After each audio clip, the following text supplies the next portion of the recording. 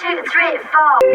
VVS is a condition that's characterized by pain at the opening of the vagina. And though it may seem uncommon, shockingly, VVS may affect up to 15% of women. For me, it also involves having to apply nerve-numbing cream to my vagina once a day. Can't see me, right? No. So you take the cream and we're putting it in the vagina area, and you kind of just go like that. Getting it in. Getting it in. You essentially do this until you're like, what vagina?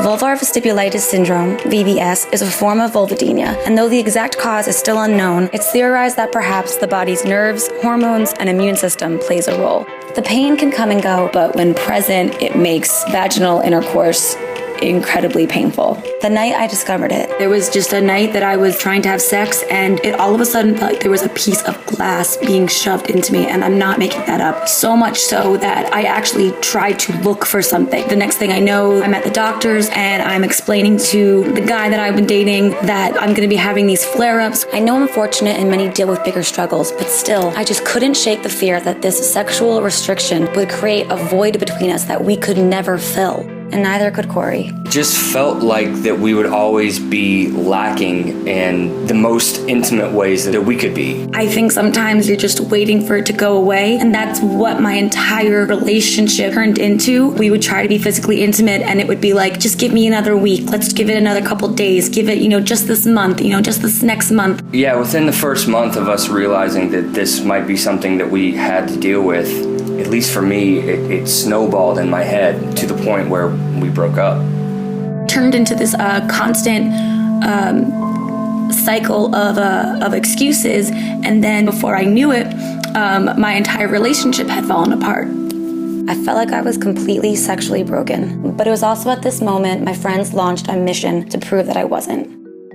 My friends surprised me with vibrators, awesome, non-invasive sexual toys. They forwarded me meaningful articles and recommended sex-positive literature. In the end, all of these things helped reinforce a more diverse spectrum of valued intimacy. Meanwhile, Corey's views on sex had been changing too.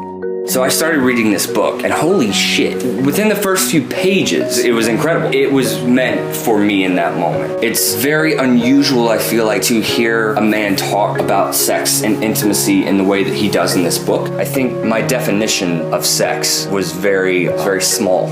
It really challenged me and challenged my views, and I've been able to redefine intimacy. That's what makes it like a tight relationship. That's what makes sex fun, and I lost sight of that. Afterwards, Corey reached out to talk. Something that I heard from you a lot, you would say that you felt broken. The intimacy is 50-50, so if you're not feeling good, there's other things that we can do. There's a condition and there's something that you have to work out with the person you love, but that's nothing to be ashamed of. Yeah. So in that relationship part of my life, we're still very much working on it because a lot of this is more within myself. Luckily, I have found amazing people who talk about these conditions openly. They help remind me that I'm not alone and to keep a healthy perspective. And the condition doesn't have to define my sexuality or me. This could be a really fun opportunity for you to be able to explore new things and try new things. It doesn't. Weird. It doesn't. Yeah. You can get weird. Yeah, get real weird. You can find ways. Get real weird. You can find ways. Okay, all right.